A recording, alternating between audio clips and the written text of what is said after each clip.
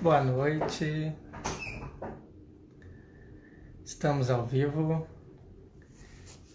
Estamos ao vivo no quarto dia da primeira edição da semana Pride da DJ Mag Brasil. Olha, a Maja tá aí pra gente chamar ela pro bate-papo. Antes eu queria falar que para quem não assistiu os primeiros dias dessa primeira edição, na segunda-feira falamos com a Bárbara Bombom, empresária da nossa cena. Na terça-feira a gente falou com a Laurize e ontem falamos com a Van Miller. Tivemos bate-papos bem legais sobre nossa cena, sobre a carreira dela, sobre representatividade. E hoje o bate-papo será com a nossa querida Má Rodrigues. Vou aproveitar que a Má já está aqui e já vou chamar ela.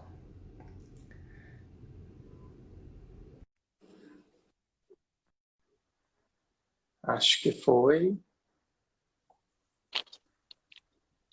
Oi, Olá, oi Diego, tudo bem? tudo bem? Boa noite, sua linda, tudo Boa bem? noite, tudo ótimo. Olha, o pessoal já está entrando. Eu vou me apresentar primeiro, porque agora está entrando seus convidados. Aí eu falo um pouquinho. Eu sou Diego Ganete, sou representante da cena LGBTQIA+, da DJ Mag Brasil. Estou trabalhando há um ano aqui com a revista, levando maior número de informações sobre lançamento, sobre a carreira das DJs da nossa cena. Espero que seja o primeiro ano de muitos outros, porque faz bem para nossa cena mostrar toda a nossa riqueza, né? Agora é você, Má, fala um pouquinho de você. Boa noite, Diego, boa noite a todo mundo que tá entrando. Já tá entrando a galera aqui que tem muito carinho por mim, que me segue sempre. Tô morrendo de saudade de todo mundo.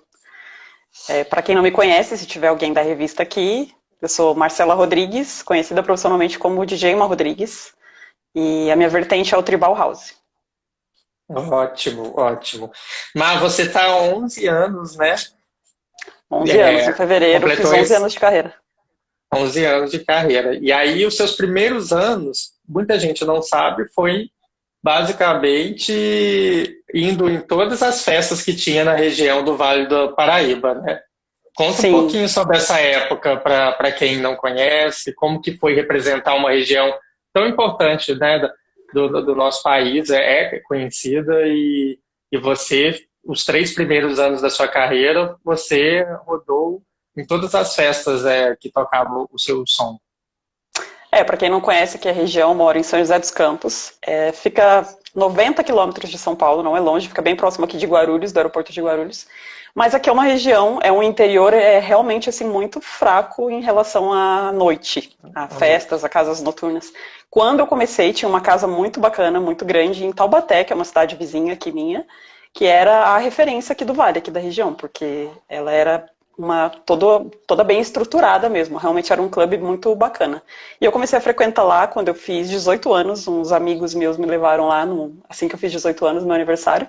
E eu me apaixonei. Foi onde eu realmente me apaixonei assim pela cena, pelo som, me apaixonei pela noite e de primeira eu já percebi esse meu encanto, essa minha admiração pelo DJ, né? Que eu olhava aquilo e falava, gente, que poder, que coisa mais incrível o DJ ter esse poder de comandar a pista, de causar várias sensações nas pessoas através da música. Isso me encantou muito. Mas isso foi em 2007. Eu ainda levei quase 2008, eu ainda levei tipo um ano para realmente botar em prática esse meu desejo de me tornar DJ. E você tinha quantos anos, que mal pergunta, nessa época?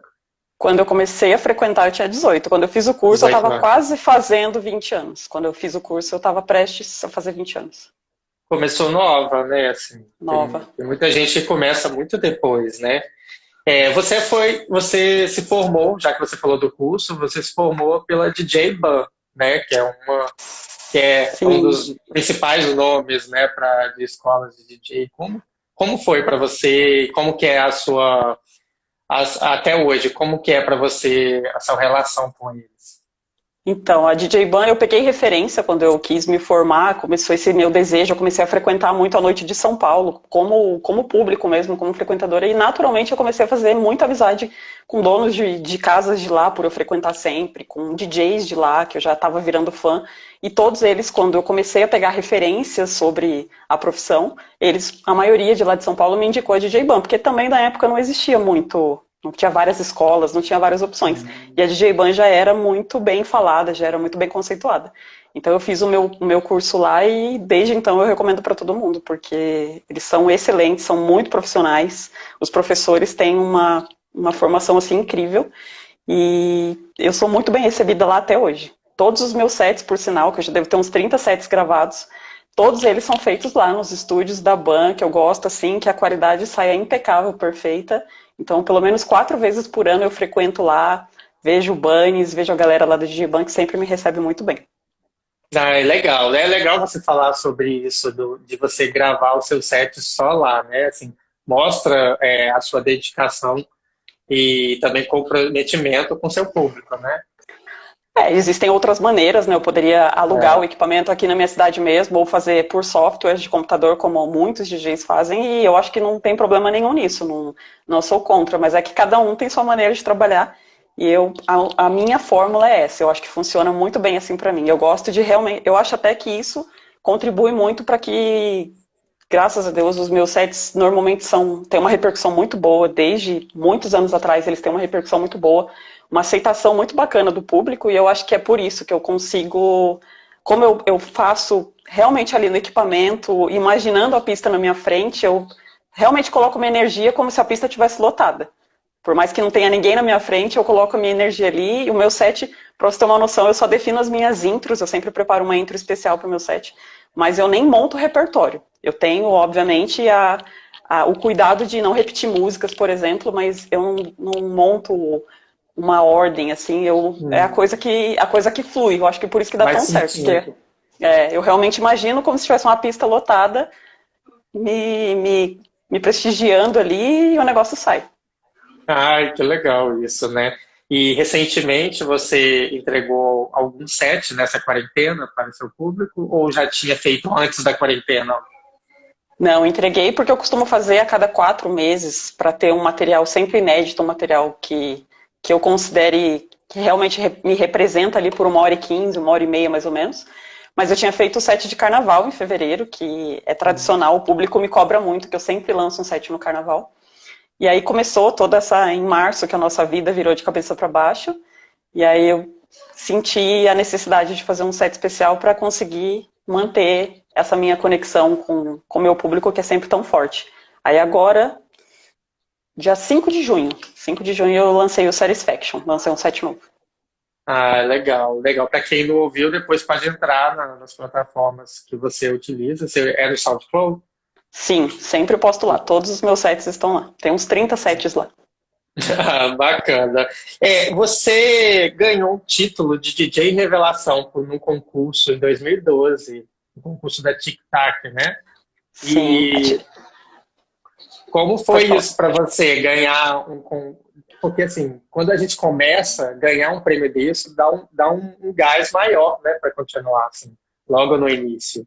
Sem dúvida, foi muito importante para mim, porque eu era aqui do interior, eu era muito tímida na época, eu tinha bastante medo, assim, de me jogar na capital, que é o berço da nossa cena, né, para os DJs.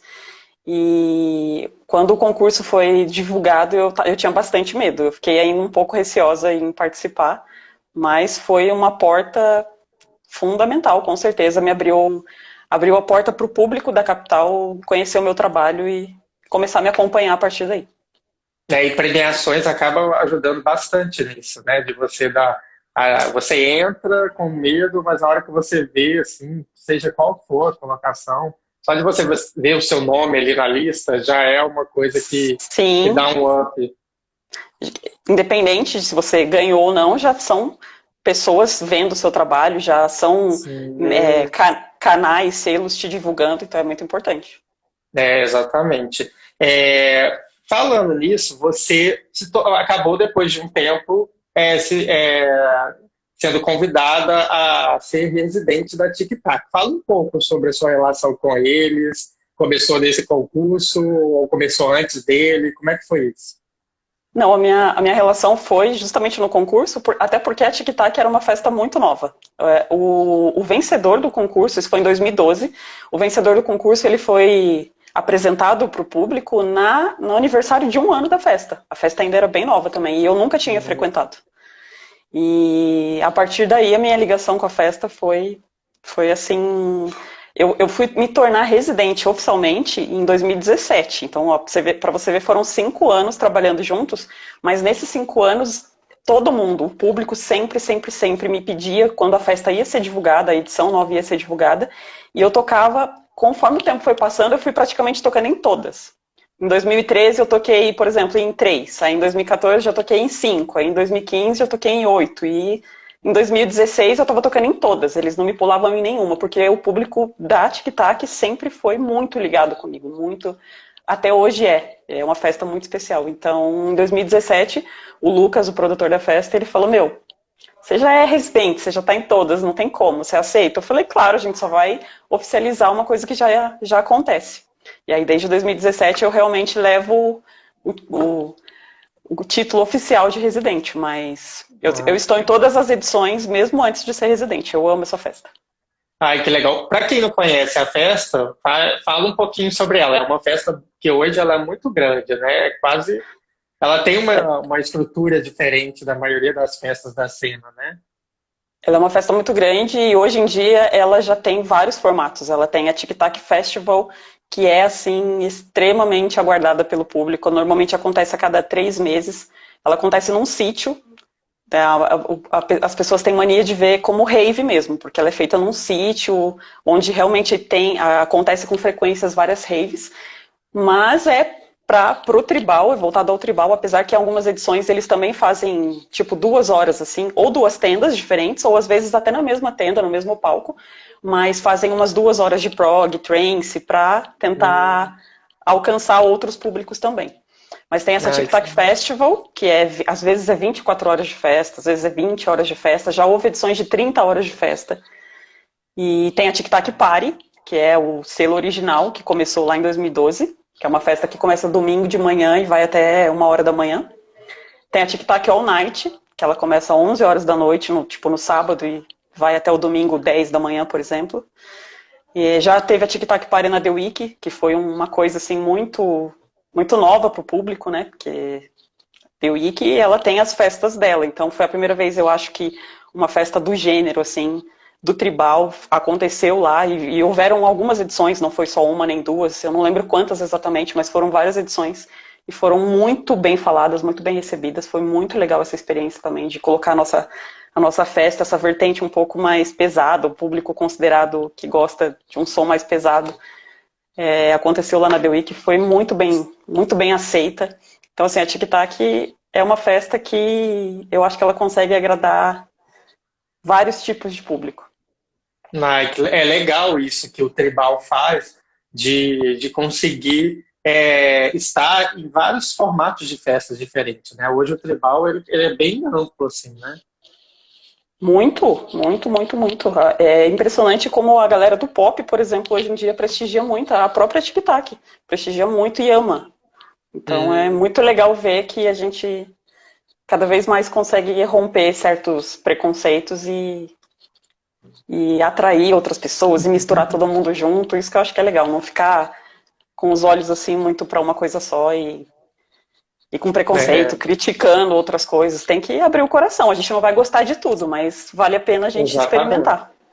É verdade. A gente ainda vai falar mais sobre preconceito daqui a pouco. Ainda falando de residências suas, você é residente também de um festival que é o Hope Pride, né? Que é feito no Hopi Hari, né? Fala um pouco sobre a sua relação com eles também, porque esse festival, principalmente nessa época nossa do mês do orgulho LGBTQIA+, seria o auge do festival, né? Esse mês agora. Seria. Nós teríamos uma edição agora em junho, justamente por isso, por essa data tão especial, e uma edição também em novembro, que seria uma edição ainda maior, assim como foi em novembro do ano passado, que a gente começaria no sábado, só terminaria no domingo. É, assim, uma experiência incrível, surreal para quem não foi, não pode deixar de perder a próxima. Provavelmente não vai ser esse ano, mas ano que vem a gente vai estar com tudo. E o Hop Pride, ele nasceu em dezembro de 2017. Eu lembro quando eu fui convidada para tocar na primeira edição, assim. Eu falei, gente, como assim? Vai ter uma festa voltada para o gênero dentro do Hop Hari, vai ter vários DJs, deve ser incrível, deve ser mágico, porque o Hop Hari fez parte da minha pré-adolescência, claro, né? E eu fui convidada para tocar, a primeira edição começou logicamente muito menor, muito modesta, mas já foi muito incrível. O palco estava montado lá na Torre Eiffel, já tinha uma estrutura muito bacana, mas um público, eu não lembro exatamente quantas pessoas tinha, mas sei lá, acho que tinha 1.000 pessoas, 1.000, 2.000 no máximo. E hoje em dia a última edição que a gente teve ano passado em novembro, que sem dúvidas foi assim foi mágica, não tenho palavras para descrever. Teve aproximadamente 15.000 pessoas, se eu não me engano. De 12 a 15.000 pessoas. Então, assim, a festa cresceu muito e eu tenho certeza que vai crescer cada vez mais, porque a cada edição que acontece a repercussão é maior, né? E eu toquei na primeira edição em dezembro e já foi muito legal. Eu fui muito bem recebida por todo mundo lá no parque e pelo público. E o mais gratificante para mim em relação ao Hop Pride, que eu percebo até hoje em todas as edições, que o público me pede muito quando a festa começa a ser divulgada, mas não é o meu público, não é o público que eu já tenho contato, que eu já esteja acostumada. São pessoas que eu ainda não tenho no Facebook, que eu nunca conversei, que eu não lembro de ter falado com elas. Então, assim, eu vejo que através do Hop Pride eu conquistei um público que ainda não necessariamente já tinha me visto tocar, ou que frequenta já casas e festas, é um público do parque. Às vezes até um público bem mais jovem, mas que eles ficaram apaixonados pela festa, pelo som, por tudo, assim, e começaram a me acompanhar muito. E aí, na segunda edição, já estavam também me pedindo, o Gustavo, que é o produtor responsável, me chamou de novo, a gente também se deu muito bem, como pessoa e tal, e aí a coisa também aconteceu mais ou menos como na Tic Tac, que o feedback do público foi tão bom, tudo deu tão certo, que na terceira edição ele já tinha me feito o convite para participar e para ser residente, porque ele falou... Ele até brinca, ele fala, esse é meu amuleto da sorte, você já está no DNA da festa. E aí eu fui lançada como residente e pretendo ficar até o fim, porque é um evento muito mágico, muito, muito mesmo. E traz um ar de nostalgia, né, igual você falou, porque é um lugar que muita gente frequentava ali, ou quis ir algum dia na vida e não foi. Até para quem não morava em São Paulo, já ouvia falar do parque. Sim, e agora... e agora com o Hop Pride mesmo, vieram várias excursões do Rio de Janeiro, de São José do Rio Preto, Ribeirão Preto, assim, várias cidades do interior. Veio muita gente que às vezes nem conhecia o parque e se encantou pelo parque e pelo evento. Então, eu acho que é uma coisa que agregou, que acrescentou, assim, trouxe feedback para todo mundo. E sabe o que é mais legal também? Você falando das pessoas jovens que viraram seus fãs agora, né? Que virou seu público também. Essas pessoas mais jovens é o futuro da nossa cena, assim, né? A gente precisa, sim, de alguma forma conseguir ter um público mais jovem, né? Então acaba que esse tipo de festa está super acertando nesse sentido. E é um festival, né? Então é um festival que consegue atrair e tentar agradar realmente a todo mundo. Tem o palco voltado ao eletrônico, tem o palco voltado ao pop, que eles levam grandes atrações, tem o Pablo Vittar, Glória Groove, sempre tem um elenco assim muito forte, muito bom, e também fazem um palco de algum gênero musical alternativo. Eles tentam assim agradar literalmente a todos, tem para todo mundo lá no festival. E é um festival que não dá para explicar, assim, a vibe dessa última apresentação que eu tive agora em novembro foi, sabe, que é você subir no palco e olhar o espaço todo do parque, o ambiente todo. Eu não sei quantas pessoas cabiam ali na parte eletrônica, mas eu acho que era pelo menos umas 5.000 pessoas, não cabia mais ninguém, todo mundo. Tem vídeos que eu postei aqui no meu Instagram, a galera pode ver. Todo mundo, sabe, com mão pra cima, com o leque batendo, uma gritaria. Se eu levantasse o braço, todo mundo levantava também. Foi sensacional. Sem dúvidas, foi uma das apresentações que mais vão marcar para mim, assim, da minha carreira. Isso é bem legal você falar sobre isso. E aí, a gente falando de público, você tem noção do tamanho da sua representatividade dentro da cena?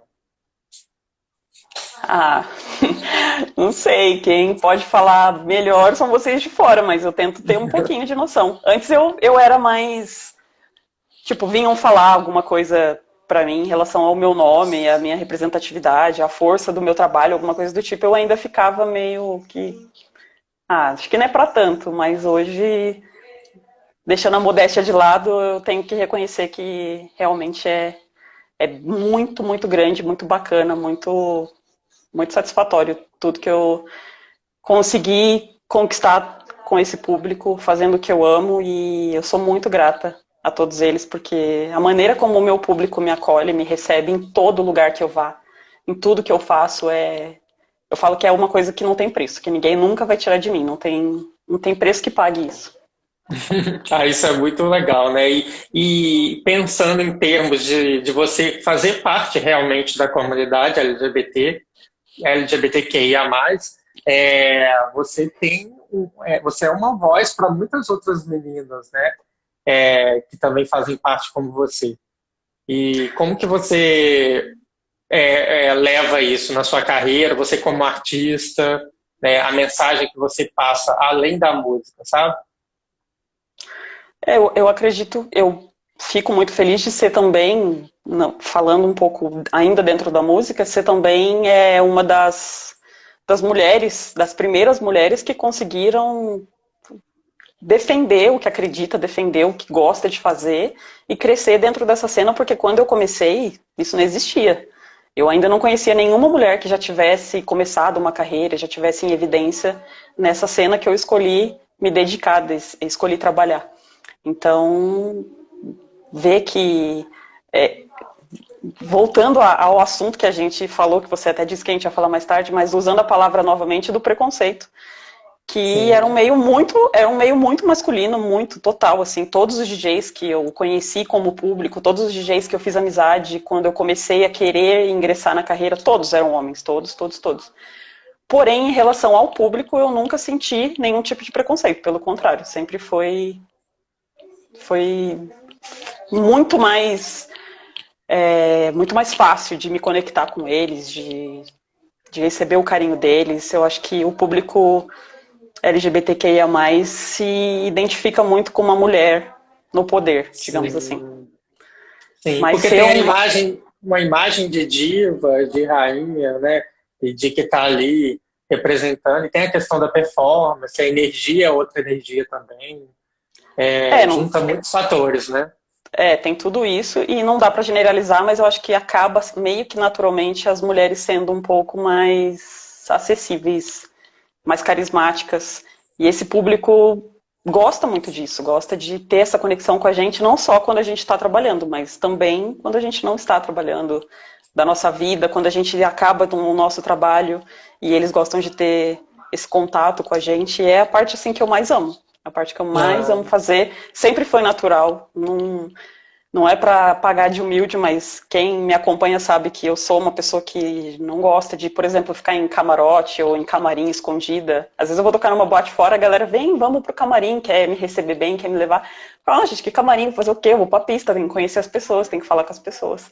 Mas é porque eu gosto disso, não é para fazer uma boa imagem. Eu amo, amo, amo. Porque eu amo tanto o que eu faço, e eu faço com tanta paixão, com tanta alma, que saber que tem pessoas que recebem isso de braços abertos, que gostam disso, é, é a melhor parte de tudo, gente. Quem não, seja por timidez ou qualquer outro motivo que acaba não tendo esse contato direto com o público, tá perdendo, porque eles têm tanta coisa boa para dar. É a é. melhor parte do meu trabalho. E faz parte do seu trabalho, assim, né? Tem gente que acaba deixando isso de lado e fala, não, eu vou só tocar e eu sou DJ, eu toco música. E eu E falo não que a é gente só não isso. trabalha. A gente não trabalha só quando a gente está lá na E as CDJ. A gente relações, né? trabalha. A gente trabalha de segunda a segunda, também fazendo a nossa parte nas redes sociais, não só interagindo com o público, respondendo, dando atenção porque eles querem falar, repostando as coisas que eles marcam a gente com tanto carinho. Mas também eu acho importante isso, tentar usar a nossa influência, a nossa visibilidade, digamos assim, para sempre estar fazendo também alguma coisa de bom e dando bons exemplos, né? Porque independente se DJ ou se é uma cantora, se é com 20 ou com 2 milhões de seguidores, a gente tem pessoas que se influenciam pelo que a gente faz, pelo que a gente fala, Sim. então a gente sempre tem que procurar se posicionar da maneira que a gente julga correta. Isso, exatamente. Aí que está o motivo principal da representatividade, né, do artista. E, além disso, aí você falou que não teve muito preconceito nisso, né? Mas, no início, eram poucas mulheres quando você começou. Que há 11 anos atrás, eram poucas mulheres. Como que era naquela época para vocês, sendo que tinha poucas mulheres e não era como hoje que o público pede tanto as mulheres? Como é que foi esse período e o que você acha que mudou assim nesses 11 anos para que o público se identificasse mais com elas? Então as mulheres, como eu estava te falando, eu acho que a maioria, as mais antigas também estavam começando. Eu não sei exatamente o ano que a Gra Ferreira começou, mas eu acredito que foi por aí, em 2009 também, porque foi quando eu conheci ela, foi em 2009. E a Julie Beats também começou em 2009, eu comecei em 2009. Mas ainda levou, obviamente, uns anos para a gente conquistar uma certa visibilidade, é óbvio, né? Mas do público, mesmo de início, mesmo desde a minha primeira apresentação, eu não senti, assim, preconceito zero. Óbvio que da parte dos DJs, que já tinham uma carreira, eu senti um certo preconceitozinho, sim. Não aconteceu nada, nenhum episódio que alguém tenha me tratado mal ou tentado me prejudicar, mas a gente sente, né? Eu acho que eles se sentiam um pouco, ainda mais que era novidade, não tinham muitas mulheres, eles se sentiam um pouco, não sei qual a palavra, um pouco intimidados. Sim, sim. Mas Não estavam acostumados, né? Com tipo, mulher do lado. Tipo, o que essa menina, né, na época, 20 aninhos, o que essa menina pensa que tá fazendo aqui? É um lugar de homens.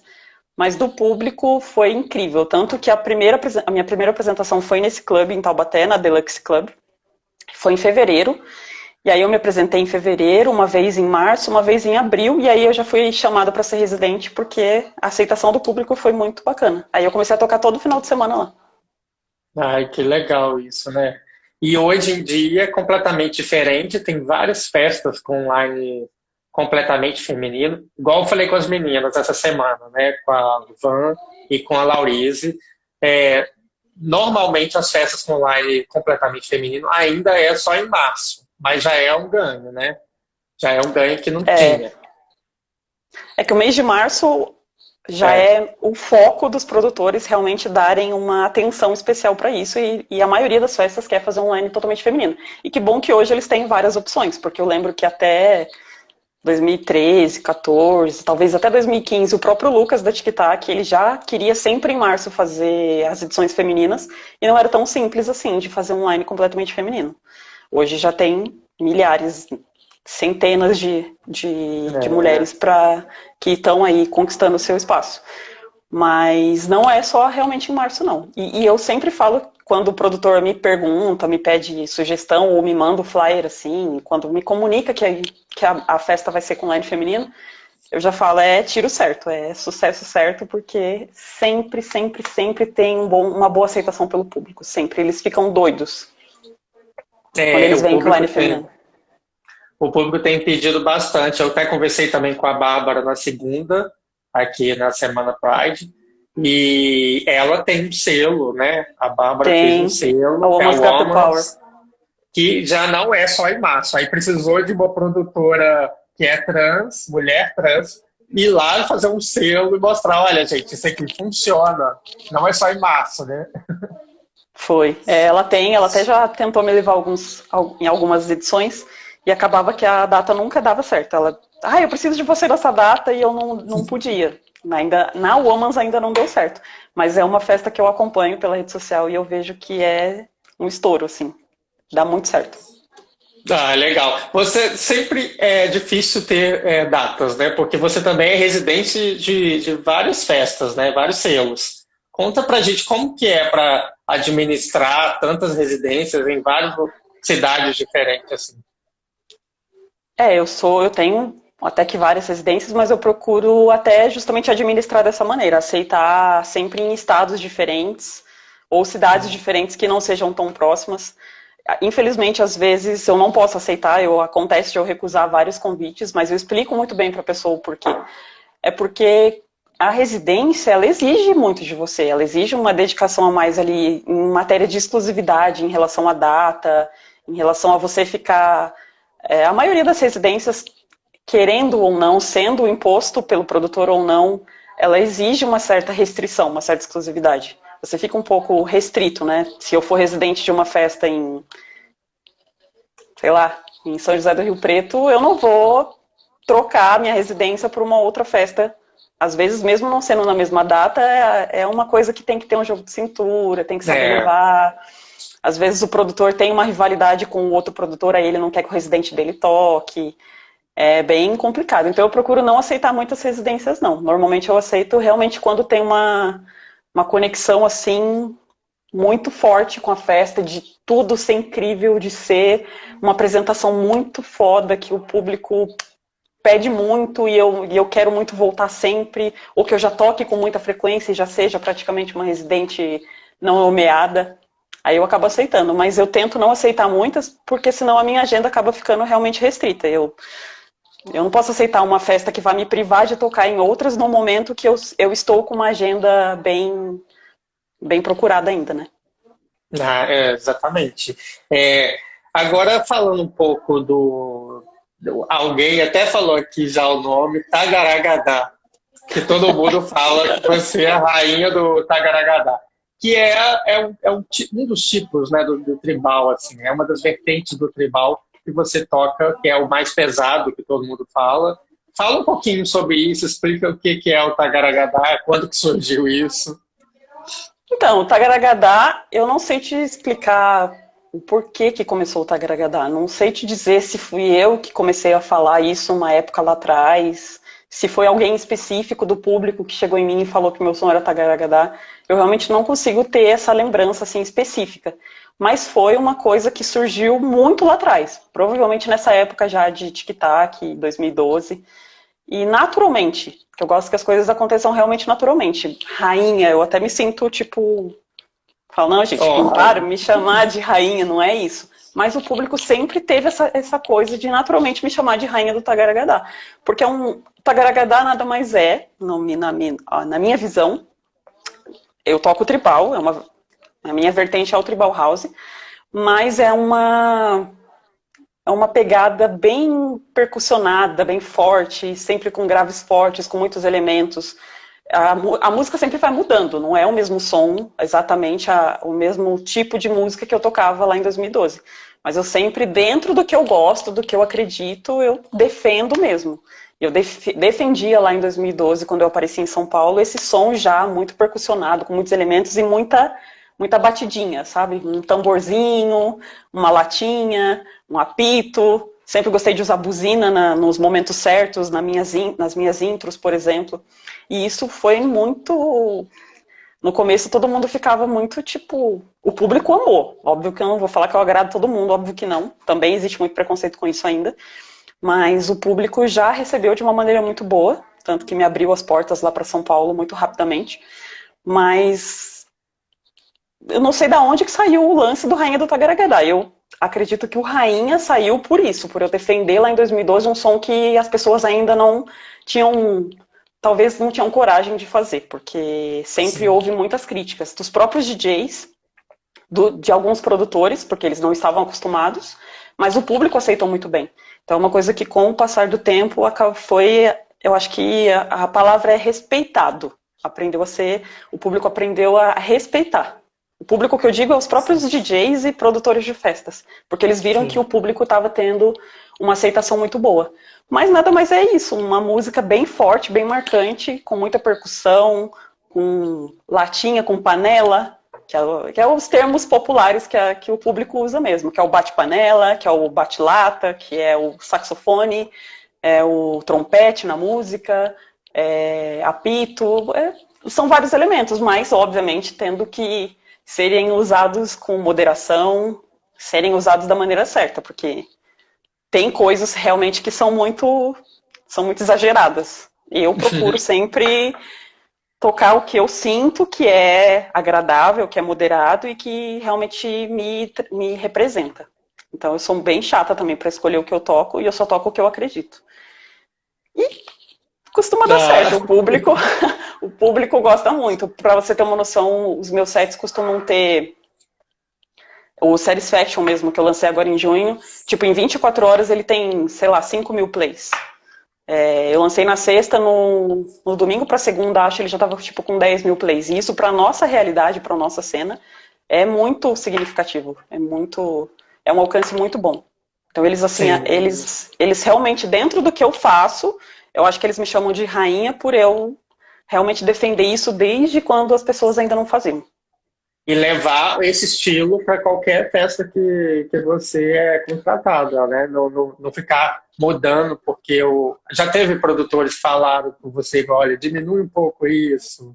Assim, olha, já aconteceu, para não dizer que nunca aconteceu, já aconteceu uma vez em uma cidade do interior, que foi Ribeirão Preto, mas em 2012, foi uma coisa bem antiga. No início também, né? Porque depois disso, de maneira muito sutil, não necessariamente falando para a pessoa, falando com palavras, mas eu acho que a minha postura sempre deixou muito claro para os próprios produtores de festa que eu sou isso. Eu sou isso, eu faço o que eu acredito e eu acho que quem toca vários gêneros musicais, vários tipos de som, porque gosta, tá tudo ok, não tem problema nenhum. Não tô aqui para falar que tá errado. Mas eu faço o que eu gosto e eu acho que é justamente essa minha verdade que eu transmito para o público que faz tudo dar tão certo. Então eu tenho o meu feeling, que eu falo que é muito importante, eu ouvia isso de DJs lá atrás, que a gente tem que ter feeling. As pistas nunca são iguais, os públicos nunca são iguais, o meu repertório nunca é igual. Mas dentro do meu repertório geral, dentro do que eu gosto, do que eu tocaria, do que eu acredito, eu construo o meu set de acordo com as regiões que eu vou tocar. Mas realmente o meu som é muito característico e isso eu nunca mudei pra ninguém, não. Nunca mudei pra nenhuma festa, pra nenhuma casa. Parabéns. E aí entra a questão do respeito aí, né? Do preconceito. Preconceito dentro da nossa própria cena LGBTQIA+, que atrapalha bastante o crescimento da cena, né? Assim, tem muito preconceito desse tipo, assim. Eu diretamente não sofro. Eu acho que a galera realmente aprendeu a respeitar. Óbvio que eu ficava sabendo de coisas, e eu sei que tem pessoas que não gostam e que criticam até hoje. Mas eu acho que eles me respeitam e passaram a me respeitar cada vez mais com o tempo por ver que realmente é o que eu faço, é o que eu acredito e que tem público que gosta disso. Então não adianta ficar criticando porque tem um público muito grande, por sinal, senão eu não conseguiria trabalhar tanto. Inclusive, eu fiz o meu som, o meu Tagaragadá, no Chile, né, em outro país, que eu nem imaginava que isso ia acontecer. E não foi uma vez, foi várias vezes. Então, vale a pena você definir uma coisa que você acredita e defender ela, por mais que no começo seja difícil. Exatamente, exatamente. E a gente parar com essa questão de ficar apontando aquilo que a gente não gosta. A gente realmente não é obrigado a gostar de tudo, mas também não precisa apontar, né? Se não gosta, tem vários outros sons para você ouvir, então é melhor ficar na sua do que criticar o trabalho do outro sem razão nenhuma, né? Exatamente, é uma coisa assim que eu penso todos os dias quando eu abro rede social, eu falo, gente, o povo vai parar quando? Pelo amor de Deus, não precisa disso. E isso no geral, com as cantoras pop, com o forró, com o funk, com o sertanejo, com o pagode, e assim como os DJs. Gente, existem hoje na nossa cena, sei lá, 50.000 DJs diferentes, desde veteranos a novatos. O que seria de vocês, público, se todos eles tocassem a mesma coisa? Vocês não iam aguentar, então cada um tem que ter seu diferencial no som, no visual, no que ele apresenta, no que ele transmite, no que ele faz, no que ele fala, no que ele faz dentro e fora da cabine. Mas em relação a som, se você não gosta desse, bota o set do outro. Se você não gosta desse, vai na festa que o outro tá tocando. A gente tem que procurar prestigiar o que nos agrada, mas sem diminuir, sem ofender o que não nos agrada, porque sim, não vai mudar porque nada, aí... vai ofender a outra pessoa, vai entristecer a outra pessoa e você não vai ganhar absolutamente nada com isso. E acaba diminuindo mais o alcance da nossa cena, né? assim, a nossa cena acaba travando em batalhas internas mesmo, assim, e logo nós, que somos da comunidade LGBTQIA+, vai ficar tendo esse tipo de postura, assim, tipo, como que a gente vai ter respeito também, que é o que o povo fala, né? Ah, você não tem respeito e quer respeito. Isso é Então, uma coisa bem estranha. infelizmente ainda é um público, não generalizando, mas ainda existe uma grande parte do público que exige muito respeito, que se coloca muito numa posição de que sofre preconceito, mas eles não percebem que eles praticam muito preconceito. É a POC, que é mal falada pela Barbie, que é mal falada por as travestis, que são mal faladas pelos mafarás. Não vejo porquê disso, é uma guerra totalmente sem sentido. É verdade. Mas mudando um pouco de assunto, tem o Miguel do Chile que está te mandando beijo. Fala um pouco da sua relação com os chilenos. Você já tocou muito no Chile, né? O tribal do Chile é muito forte também, né? Se tornou muito forte. Quando eu fui para lá a primeira vez foi em 2017. Já foi para tocar no maior clube de lá, que é o Divino. Mas ainda era para você ter uma noção, é um clube muito grande, uma boate muito grande. A pista principal dela, assim, cabe, sei lá, 3.000 pessoas, é muito grande mesmo. E o tribal, a minha primeira apresentação, ainda foi na pista de cima, uma pista considerada pista 2, que cabe 400 pessoas, 500 pessoas. E já foi, assim, incrível. A pista de baixo não estava cheia, realmente a pista de cima que estava cheia, mas para você ver como o tribal ainda era tratado como uma pista 2. E aí na minha segunda apresentação lá, que deve ter sido... Foi com menos de um ano de diferença, acho que uns 6 meses depois, eu já me apresentei na pista principal e a pista tomada de gente. O público estava para ver, prestigiar realmente o tribal. E desde então eu percebi que lá no Divino, o tribal passou a ser recebido na pista principal e várias outras festas nasceram lá no Chile que ainda não existiam, direcionadas ao tribal. E eles, assim, idolatram os brasileiros. Os DJs brasileiros, para eles, são estrelas, são muito bem recebidos, eles amam o som, eles amam o tratar bem. Eu sou apaixonada. O Miguel é uma pessoa que eu fiz amizade lá. Ele já me recebeu na casa dele, ele já me levou para jantar. Eu fiz, assim, amizade com... Amizade mesmo, de conversar, de sair para comer, de me hospedar na casa deles. Eu fiz amizade com pelo menos uns 20 chilenos, assim, E para você ter uma noção, na segunda vez que eu me apresentei lá, foi uma super produção, foi algo assim que aqui no Brasil a gente não vê. A galera ficou chocada, porque foi super produção de palco, os gogo dancers me levantando lá em cima, me levando pelas mãos, assim, lá na passarela, no meio da pista. Foi um negócio, assim, doido, foi muito, muito bafo. E já tinha pessoas no público, lá na pista, com camiseta com a minha logo, com bandeira com a minha logo, com um balãozinho com o meu nome, tipo... E eu era a segunda vez que eu estava visitando o país. Mas eles já te conheciam, né? À distância, né? Porque é o poder da música, né? Sim. Mas a partir do momento que eu fui para lá a primeira vez, foi assim como a minha segunda casa. Tanto que eu voltei para lá várias vezes já. Que legal. E você foi... como que foi o convite para ir a primeira vez lá no Chile, assim? Foi muito legal. Porque aí eu volto no assunto do lance de defender o que eu gosto de fazer, defender o que eu acredito e que realmente vale a pena, porque foi fazendo o meu som numa casa em São Paulo, na Semana da Parada Gay de 2017, e existem muitos turistas nessa época em São Paulo, frequentando todas as festas, todas as casas, e tinham vários turistas chilenos frequentando as festas. E no dia eles não me falaram nada, porque a casa estava muito cheia e eu estava conciliando várias festas. Eu tocava, eu já tinha que sair correndo para tocar em outra, porque tinha muita festa acontecendo. E eles não falaram comigo, mas tinha um grupo bacana de turistas chilenos lá, prestigiando essa festa, e eles fizeram vários vídeos meus tocando. E aí depois, na rede social, eles começaram a me adicionar e postar os vídeos e elogiar e marcar. E isso chegou em um produtor lá, que na época era o produtor do Divino, o Vitor, e ele falou, nossa... Eu já ouvi seu set, mas assim, a galera que tava aí na Semana da Parada não para de falar de você. Tá todo mundo falando de você, mostrando o vídeo, eu quero te trazer pra cá. E aí ele fez o convite e também todas as datas, porque aí eram datas específicas que ele fazia festas grandes lá pra voltar ao tribal. E aí todas as datas que ele falava a gente não tava conseguindo, eu já tinha festa marcada. E aí deu certo justamente na data do meu aniversário daquele ano. Então assim, foi especial pra mim em dobro. Foi muito legal. E eu não precisei também ficar preocupada em mudar, porque eu fiz o meu som, eu fui a mesma amada aqui do Brasil, já que eles gostaram mesmo do que eles viram aqui, e foi incrível, parecia que eu tava no Brasil. A galera na pista, com apito, apitando, com leque batendo, gritando, quase subindo lá para me arrancar de lá, assim, e abraçar. Foi uma loucura, foi muito bom. Ai, que legal isso, né? E aí, desde lá, de lá até aqui, você já tocou lá muitas vezes, né? Já foram várias vezes.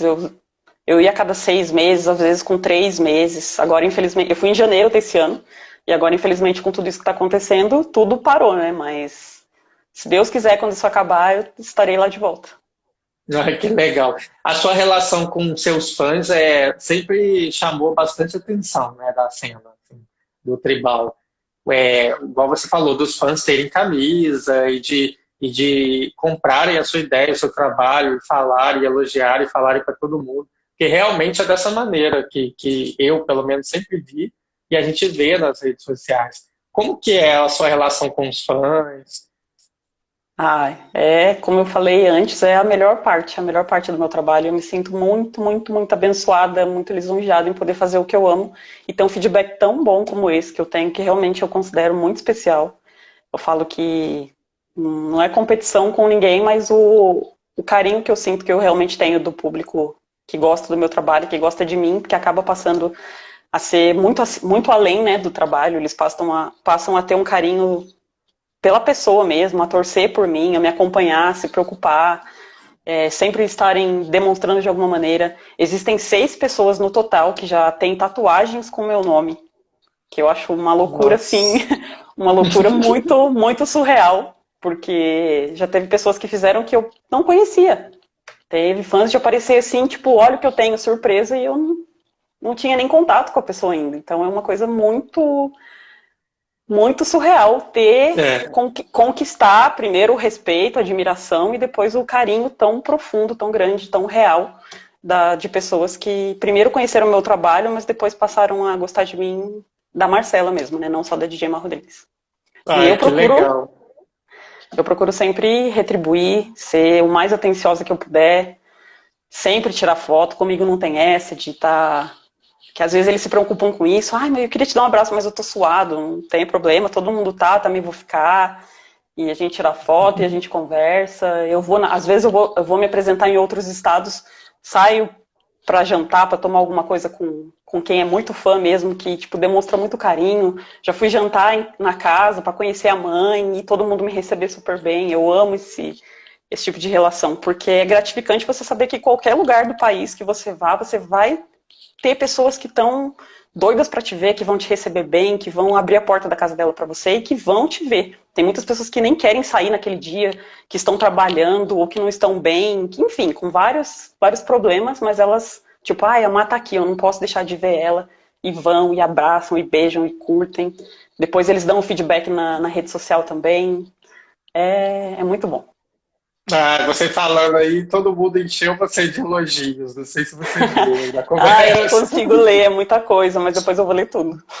É muita coisa mesmo. E falando nisso, teve gente que mandou perguntas, então, que são fãs seus, né? Até um que falou de você carregar a coroa. Como você já falou um pouco sobre isso, né? Como é para carregar a coroa? Esse quem foi o DJ Bruce Souza, você deve conhecer. O Bruce é maravilhoso. Ele é de São Paulo, ele faz vários memes meus, que é uma coisa também que eu acho o máximo que a galera faz. Várias pessoas diferentes fazem memes com brincadeiras saudáveis, com coisas muito engraçadas, usando as minhas fotos. Eu amo, eu posto tudo, eu compartilho tudo. O Bruce é o rei disso, ele me zoa muito.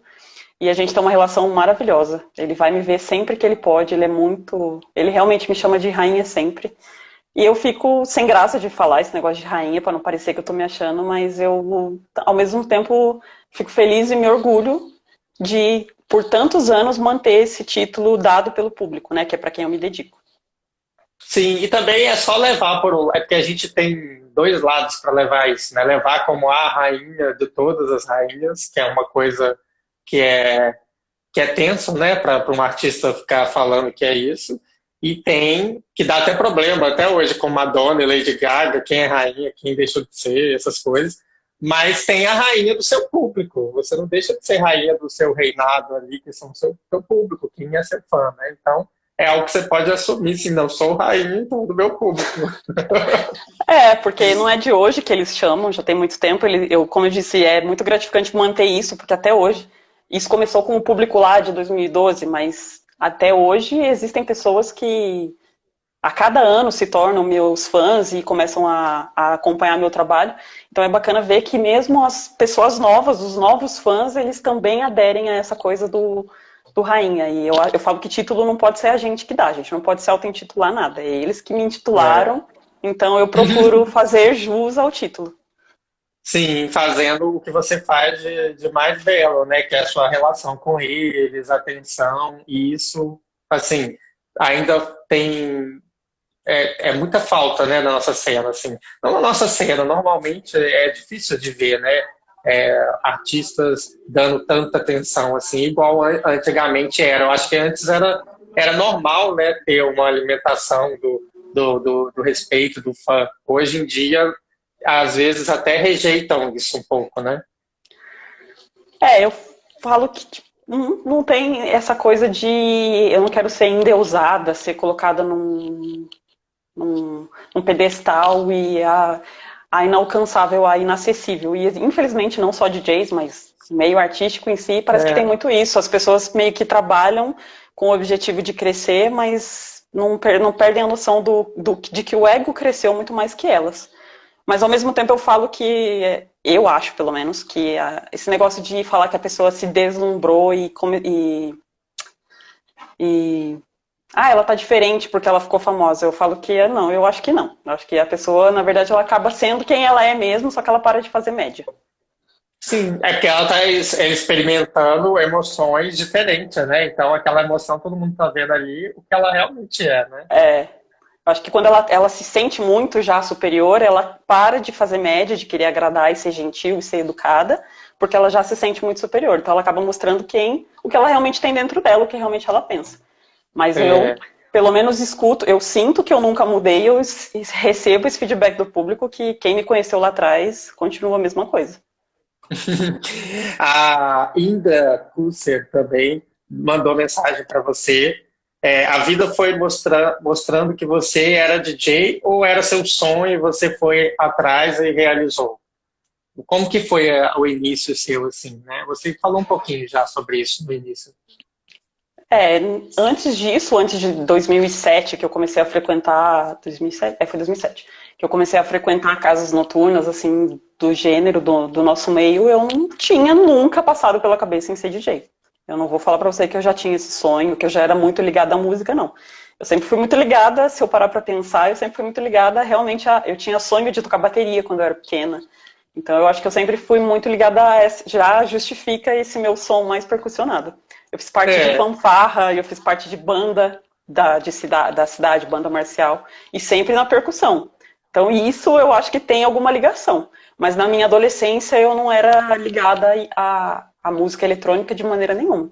Porém, quando eu comecei a frequentar, quando eu fui a primeira vez na primeira casa noturna voltada ao eletrônico, eu já fiquei babando no DJ e admirando muito o que ele fazia e já comecei a falar para os meus amigos que eu queria ser. Mas nessa época tudo era mais difícil, as coisas eram muito mais difíceis.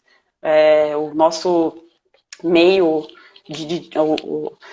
a carreira de DJ era realmente, acho que as pessoas consideravam que era para poucos. Os DJs que tocavam nessa época já tinham anos de carreira, eram pouquíssimos. Os DJs que tocavam aqui na região, a maioria vinha de São Paulo, não era daqui. Então acho que escolas não tinha aqui, só tinha lá na capital. Nessa época eu não tinha carro, não existia Uber, tudo era mais difícil. Então eu levei 1 ano mais ou menos com esse desejo para realmente botar em prática. Mas quando eu botei em prática também, eu lembro perfeitamente do meu primeiro dia de aula, eu saí da aula, saí da DJ Ban e já mandei mensagem para minha namorada e falei, caralho, é isso que eu quero. Eu não tinha nem colocado a mão no equipamento, porque a primeira aula é teórica, a segunda aula era só teórica, mas eu já falei, tipo assim, nas nuvens, é isso que eu quero. Encontrou, né? Me encontrei, porque eu falo pra todo mundo que eu peço a Deus que eu consiga fazer isso até o meu último dia da minha vida. Independente de quando seja o último dia da minha vida, eu não me vejo fazendo outra coisa. Mesmo que eu tenha que trabalhar com outra coisa 1 hora, eu espero ainda conseguir tocar o máximo de vezes possível até ficar velha. Ai, que legal, parabéns. A Indra, Obrigada. que fez a pergunta, tá até falando, ai, que tudo. Ela, olha, infelizmente, já está muito no fim, a gente tem que se despedir, senão vai acabar cortando o vídeo. Eu ia falar agora, que já está acabando o tempo. Tá, eu queria muito agradecer por você ter aceito esse convite, poder falar um pouquinho mais da sua carreira, mostrar um pouco mais da nossa cena, nessa primeira edição que a DJ NMAG do Brasil está promovendo, da Semana Pride. Foi muito gratificante conhecer um pouquinho mais e dizer para todo mundo que logo, logo vai sair uma entrevista sobre a carreira dela, com mais detalhes, ela falando tudo, um pouco do que a gente falou e um pouco mais também. Logo, logo a gente vai estar no ar essa entrevista com a Mar Rodrigues. Muito obrigado, viu? Obrigada a você, Diego. Foi um prazer. Hoje você me ligou, a gente também teve um papo super legal. Você também é uma pessoa incrível. E eu amei a conversa. É uma pena, porque 1 hora parece que a gente começou há 5 minutos. Eu fico aqui, tenho muito mais para falar. Sim, Falar sobre esse assunto para mim é um prazer, a coisa flui naturalmente. Mas avisar o pessoal que semana que vem a matéria vai ser lançada, a entrevista que o Diego fez comigo. Sim. Eu respondo coisas que eu falei aqui hoje, mas várias coisas que não também. Então eu vou postar no Instagram, vocês acessem lá e deem o feedback. Mas eu quero agradecer mais uma vez, por mais que eu já tenha falado aqui que o público é muito importante para mim. Quero agradecer todo mundo que está aqui online, que fica escrevendo tantas mensagens de carinho aí para mim. Galera que se preocupa, que fica postando agora que está com saudade de mim, do meu trabalho. Peço que vocês se cuidem das pessoas que estão com você. É muito chato, muito difícil, a gente está doido para voltar a curtir, a se abraçar, mas todo mundo está passando por isso, né? É geral, não tem o que fazer agora, então se cuidem, tenham juízo, que eu quero abraçar muito todo mundo. Quando a gente voltar, a gente vai voltar com tudo. A gente vai começar a fazer festa na segunda-feira e vai até outra segunda-feira. Verdade. Muito obrigado mesmo. E logo a gente faz um outro bate-papo e a gente vai conversar bastante ainda pela frente. Vai ser um prazer. Obrigado a todo mundo que estava aqui assistindo. Beijão. Gente, eu queria agradecer de novo. Vocês que agora, às 8 horas, no nosso canal do YouTube, vai ser a estreia do set especial da DJ Ana Julieta. A DJ preparou um set exclusivo para essa semana, Pride, e quero todo mundo lá comentando e prestigiando o trabalho dela. Para quem não viu ainda as outras entrevistas, com a Bárbara Bombom, na segunda com a Laurize, com a Van Miller, vai estar salvo no nosso IGTV. Essa entrevista também, para quem chegou depois, vai estar salvo lá. E é isso, um beijão e até amanhã. Amanhã temos entrevista com a Fernanda Tavares e também teremos live musical. Muito obrigado, beijão, até mais.